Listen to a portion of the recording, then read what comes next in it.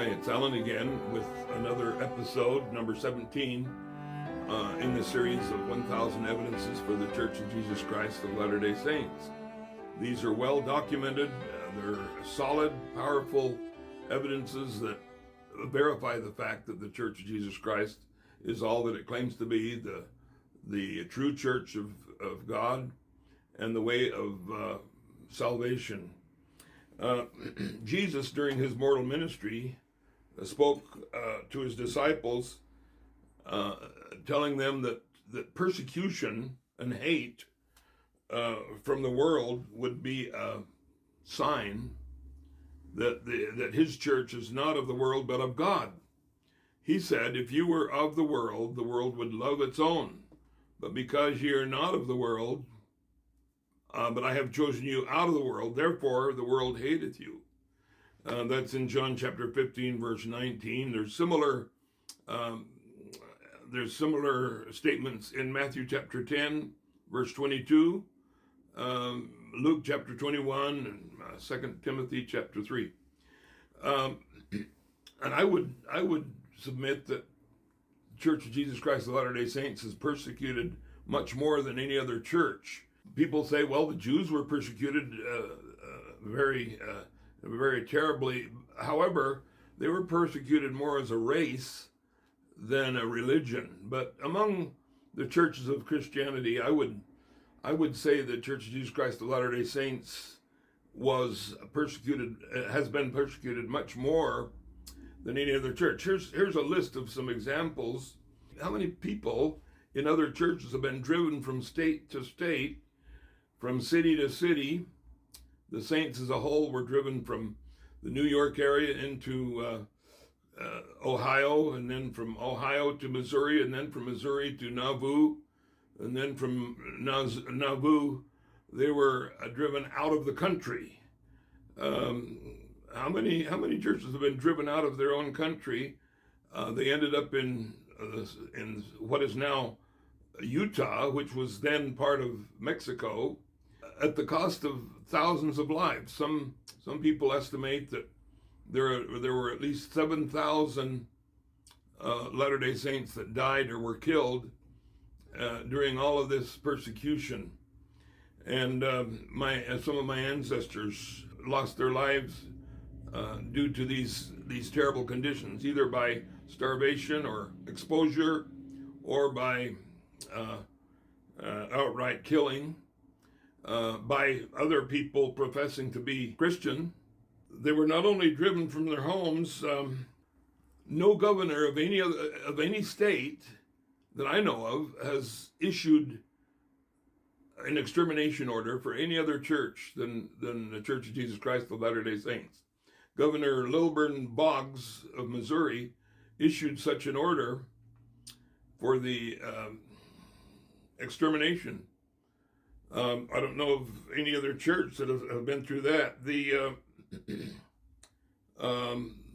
Such an order led to a massacre, in Hans Mill massacre, where at least 20 saints were slaughtered.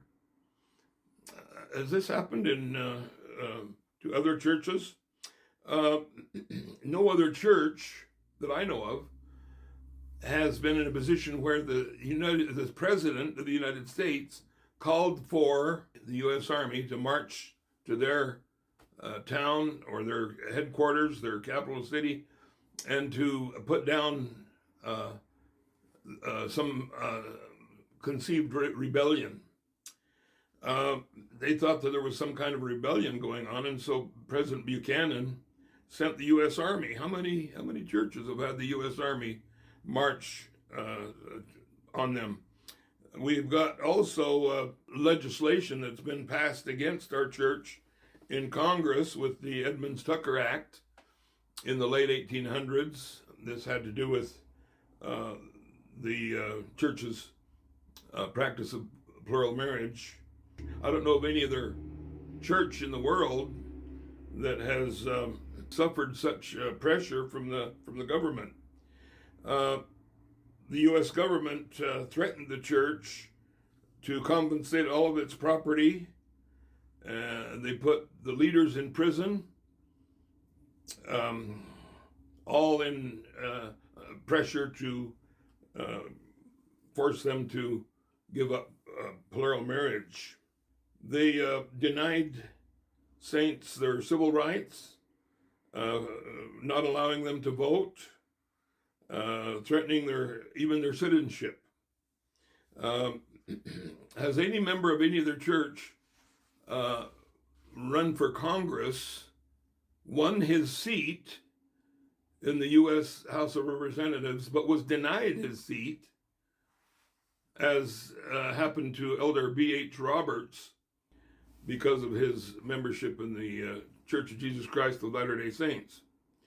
No other political party has been set up for the express purpose of destroying religion, as was the case with the formulation of the American Party, organized in 1906, mainly focusing on the Church of Jesus Christ of Latter-day Saints. Very few, if any, founders of any other church have been assassinated, as was Joseph Smith. I don't know how many other churches, when they meet for conferences or for special groundbreakings, attracts many picketers and protesters and people that yelling and shouting and trying to disrupt the people that come to attend these gatherings. It's ironic that they do this when there's no one seeming to care about the other establishments, other churches, to say nothing of the pornography industry or the white supremacists or the KKK or the organized crime or alcohol establishments, neo-Nazis, witch covens, satanic church. Many examples of the irony of the attacks on the Church of Jesus Christ of Latter-day Saints. It's quite clear that this hate, this unbelievable rancor against the Church of Jesus Christ of Latter-day Saints is certainly and definitely a sign that it is of God, as Jesus said, spoke of in the scriptures. Thanks for watching. Stay tuned for number 18.